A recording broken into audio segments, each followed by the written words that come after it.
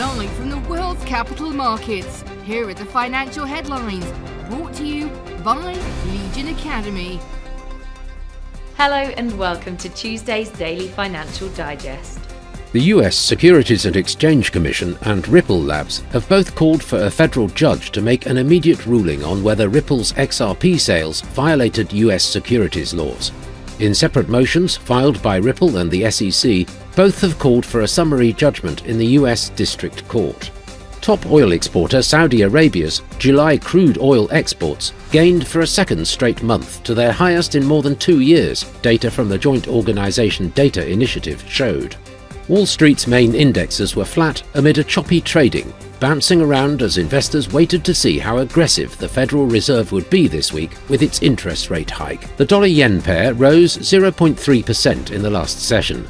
The stochastic indicator is giving a negative signal, going against our overall technical analysis. The pound-dollar price remained largely unchanged in the last session. The ROC is giving a positive signal. The Bitcoin-dollar pair rose 0.4% in the last session, after gaining as much as 1.1% during the session. The stochastic RSI is giving a negative signal, which matches our overall technical analysis. The gold-dollar pair made a minor downwards correction in the last session, dropping 0.1%.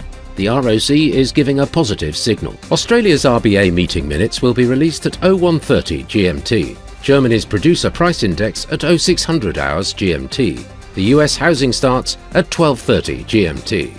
The Eurozone's current account will be released at 0800 hours GMT. Finland's unemployment rate at 0500 hours GMT. The US Red Book Index at 1255 GMT. We hope that you've enjoyed Tuesday's financial report.